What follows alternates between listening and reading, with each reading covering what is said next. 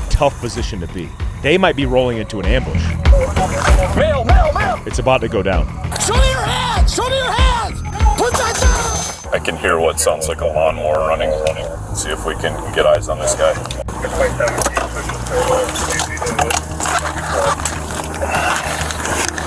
Coming out. I mean, I could probably drive past this, but it's going to be a little dicey. I want to push up there. We got firefighters walking around on foot. Let's do it. We got to at least. Mail! Show me your hands! Show me your hands! Put that down!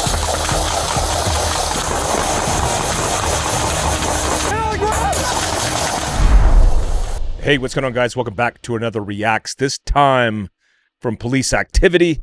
Deputies shoot arson suspect after gunfire exchange. Like always, big shout out to police activity. I'll link their channel down below. I'll also put the description of the video as well as the link to the video. Remember that these, just like police activities videos, are not monetized because you can't monetize this kind of content on YouTube. But if you want to support the channel, I know Police Activity has a Patreon, and so do I, which I'll link both of those down below. All right, let's get started at 32 seconds in. Here we go.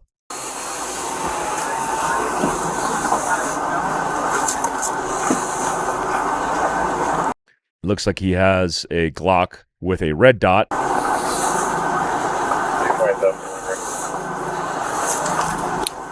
Go. Be advised, the other side of that first fire on the road on the left side is some crashed object. I can't tell if it's a lawnmower or not. I don't see any people around it, but some object on the other side on fire.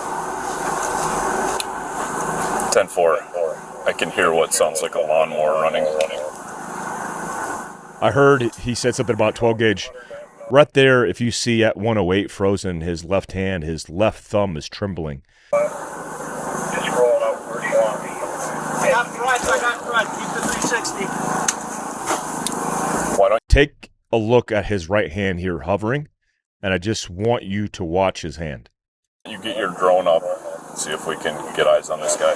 A lot of people think that's nervousness, and they look at it like it's a bad thing. That's the mobility tactic for the human body to survive. It's the shift from parasympathetic to a sympathetic nervous response where there's elevation in cortisol, adrenaline, norepinephrine, which is adrenaline. And that's a good thing. When you recognize that, because you have an elevated heart rate and an elevated rate of respiration, which combined is known as the vagal tone, which is a measure of how you're managing this type of stress. The higher they go out of control, the more likely you're going to make mistakes. And there's a Yerkes-Dodson curve of performance. But as long as he's breathing, talking helps. I mean, his Glock is squared away. He's got a red dot. He's got a light. He's got grip tape on his frame. And he also has a extended base plate, which probably gives him +2, +3. So I even think he has an extension on his beaver tail just to get him a little bit more purchase with his hand, especially if he's shooting single-handed, so, or holding or shooting single-handed. Let's roll it. Let's hold.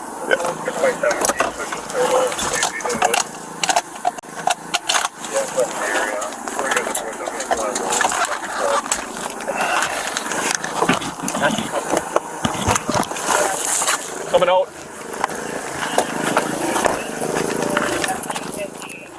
So this dude started a fire in front of the vehicle, and he's around these guys. Okay, these guys' guns are different. Obviously, there's a difference between these two dudes and the other guys. I don't know if they're from different departments. It says the sheriff's department, but these guys look pretty new, fresher. Their haircuts are different. Their guns are different, so they probably have different capabilities on the force. Both the driver of that truck and his mate, well, his mate has facial hair, but both of them are run ARs with suppressors, with cans. And these guys look like they have patrol rifle optics, PROs, which is an aim point optic, and standard AR setups. The dude on the left has a cool battle grip on his. I mean, I could probably drive past this, but it's going to be a little dicey. We can't hear you, Miranda. Here's what I don't like, and I'm just going to put this out here. Look, when you're in a situation where you know there's an active shooter, which that's what dispatch relayed, there's a guy shooting a gun while riding around on a lawnmower, they're all sucked up on that truck.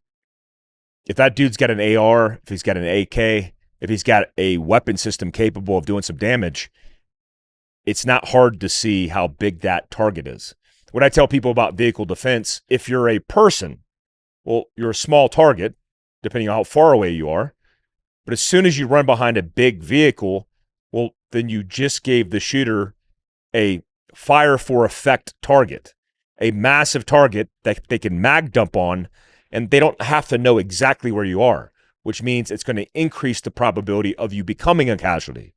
Sure, it's difficult in this terrain because there's wood line to the right and left. All he has to do is aim at the truck, mag dump, depending on his weapon system, and somebody's going to be a casualty for sure. I want to push up there. We got firefighters walking around on foot. Let's do it. We got to at least close this down a little bit. Okay, let's go. So I'll get the squad up past that.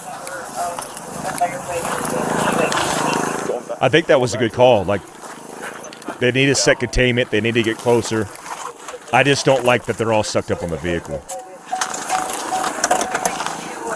Just give me a little space in case it gets squirrely getting around this fire.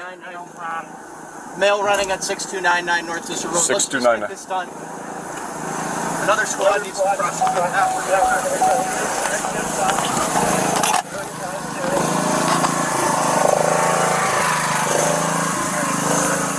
You can hear that lawnmower getting loud.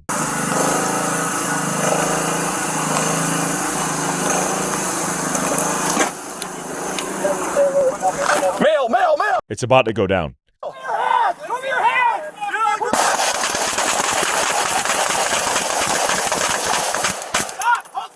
In the instance that you need to shoot through your windshield, do so quickly, putting rounds to the same vicinity.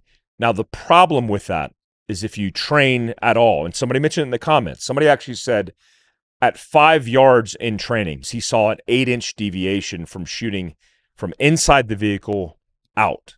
So 5 yards would be, depending on the vehicle, a few feet beyond the hood of the vehicle, right? Likely every one of those rounds, for the exception of maybe a couple, were completely off target. Now, in this particular case, abiding by the 4 rules of firearm safety, of one of them knowing your target, knowing what's beyond it, I'm okay with that. Like, the dude can mag dump. He's laying down more suppressive fire than accurate fire. And he might have been able, depending on the position of the other guys around him, to just open his door and stand in what's called the V-notch. You know, in this case, he'd be shooting on the left side of the A-pillar in that V-cut with unobstructed view of the shooter. They could have rehearsed or talked about this on the way up. I don't know how much training these guys do together in small unit tactics. My experience in training law enforcement, it's just something that's not really taught unless there's guys hip pocket training, which is always good, that are maybe former mill or have a background in small unit tactics. 53-56. Coming out. I'm good. Hey, cover, get the cover.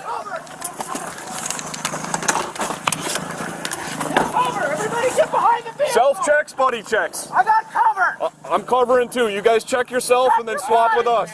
It appears that maybe this guy and the other guy belong to the SWAT team, and the other guys, it almost looks like they're on a ride-along. No offense. They just look newer, and they don't look like they're in charge. They look like newer officers. They could not be on the SWAT team. These guys could be SWAT guys, and they're calling out good calls, like cover, like reminding everybody to get behind cover, because the dude off to the left, like, no offense to that dude, but he's standing out there like 5 feet out in the open. If that guy's laying on the ground and just sits up and throws out a few rounds and grazing fire over that terrain, which is pretty flat, they potentially could get killed or injured. So good call on these guys for like taking control. Check, I'm good. 200 St. Louis. Shots fired. Suspect is down. He did nearly mag dump his pistol. He should be doing attack reload. Let's see if he does that. Shots fired. Suspect down. All right, everybody's good? Yep, we're good. They're okay. Suspect is down. You want to cover him for me? Back up, attack, reload. What a squared away dude. Other squad needs to prosecute that. We're going to try to get in here and get Okay, so this is body cam from Miranda, Deputy Miranda. Deputy Miranda, I believe, is the bearded officer on the right side of the truck. So let's roll it.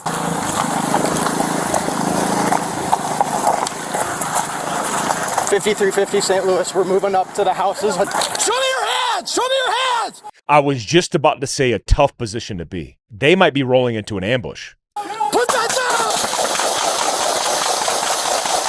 down! Should he move back? Should he bail out and retreat? Well, if you got an optic, which he did prior, a red dot on this guy, I don't see the reason why. Put that down! I want you to look on the ground right here. At one point, this dude, I think, sends a round and it skips off the ground. You see a muzzle flash for sure. That round skips off the ground. Stop! Hold fire! Shots fired. 5350 St. Louis. Shots fired. Let's see your hands. Put your hands up. Our deputy's good! Hey, get cover! Get cover! Get cover! This dude's for sure the boss. Get cover! Everybody get behind the vehicle! I got cover! I'm covering too. You guys check yourself. Check your bodies! Check, I'm good. You good? Yep, I'm good.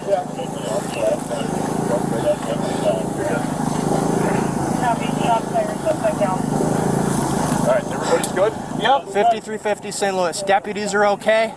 Suspect is down. We need a check up there for the. Obviously, another view from another officer on the back end. I like their custom plate. Let's see your hands.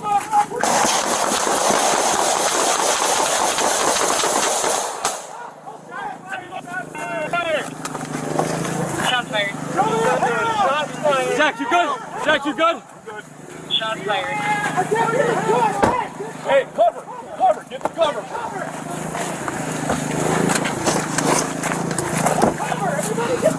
Self-checks, buddy checks. I got cover! I'm covering too. You guys check yourself. Check your body! Are you good? Check, I'm good. You good? You're good. You good? You good? I'm good. St. Louis, shot fired. Suspect is down. Copy. Shots fired. Suspect down. All right, everybody.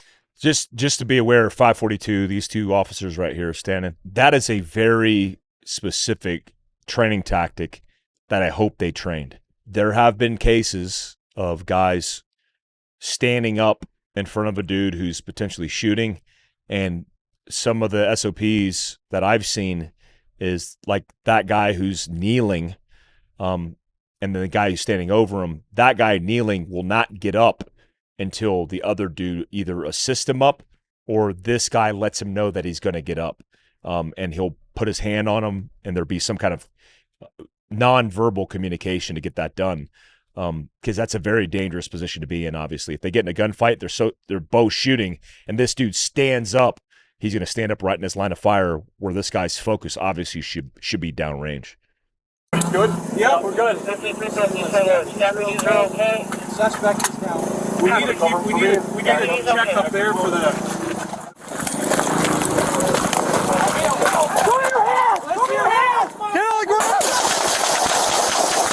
Ooh, I'm going to rewind this so you guys can see that flinch response. That's very typical. I don't think anybody got hurt or shot in this, but I'm going to back it up, and your guy's going to see his gun flinch back and then flinch to the left. Tony Blauer talks about that a lot, which is a normal flinch response. Yeah, he nearly flagged that officer with that flinch.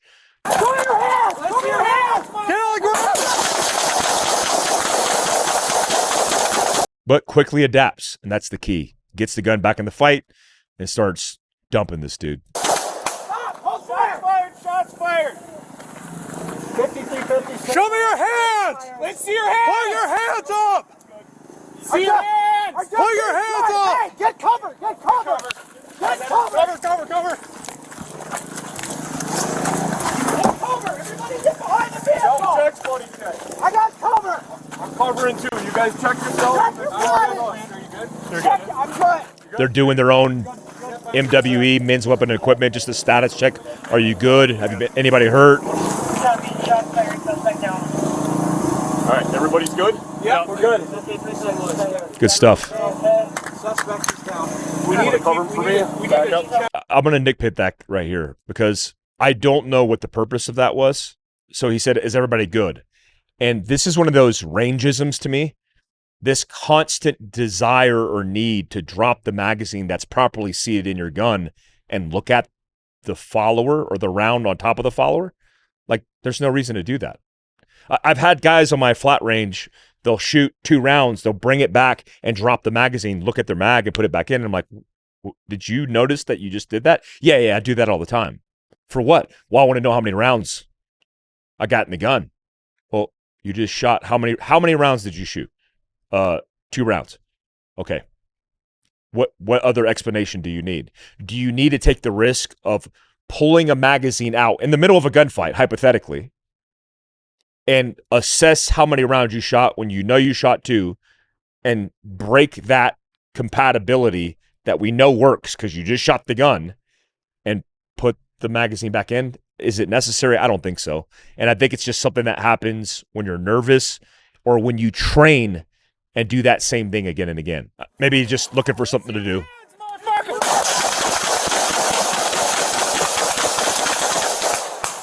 Shots fired. Shots fired. Shots fired. Show me your hands. Let's see your hands. Hands up. See your hands. Hey, get cover. Get cover. This dude just peeled off into the wood line. Now, is that a good tactic? I don't know. I feel like he's got survival instincts that kicked in, but I can't imagine, based on his positioning, that he was accurate. And I always get concerned about this because if you look at the backstop right here, there's a whole bunch of open space behind him. This dude's blading off to the right, and 5.56 can go a far way unobstructed. You guys tell me what you think. At 6:49, when this guy's peels off, you think that was an appropriate response? I mean, I feel like movement is an appropriate response. I just feel like where he was going, I don't know. Shots fired. Show me your hands. Let's see your hands. Hands up. See your hands. Hey, get cover. Get cover. Get cover. Here's an interesting observation. When that guy was hit and he dropped and he went down, just because the threat dropped doesn't mean the threat's eliminated. He might be laying in the prone. So you got to follow your shots down. So how many of those rounds do you think subsequent to the couple rounds that put him down were actually accurate? Probably not a lot. Probably not a lot. Cover. Get cover. Everybody get behind the vehicle. I got cover. I'm covering too. You guys check yourself. Check your I'm body. good. Miranda, are you good? I'm good. You're good? I don't know if this dude's Peltors are on because he's screaming really loud. No offense to Miranda because he has the right to do that. Get it? Sorry. That's all I got. On July 15th, 9:30, St. Louis deputies were dispatched to an arson incident. A male, later identified as 57-year-old Adam Wolf, was reported to have started fires at his home as well as 2 of his neighbors' homes. Wolf was reported to be transporting himself around on a riding lawnmower while armed with a rifle-style weapon. A responding firefighter extinguished a fire at a home. The firefighter reported hearing gunshots and believed he was being shot at. A responding officer from Duluth Township also reported being shot at when they arrived at the location. Deputies from the St. Louis County Sheriff's Office arrived and began searching the area for Wolf. They located Wolf and he shot at them. An exchange of gunfire occurred and Wolf was shot. Medical aid was rendered to Wolf, but he was pronounced deceased. A firearm similar to a shotgun, spent cartridge casings, as well as an improvised shotgun-type device were located at the scene. All right, guys, I appreciate you. Thanks for joining me. If you have any reacts videos you want me to react to, make sure you leave them in the comment section down below. I appreciate you guys. Till next time, peace.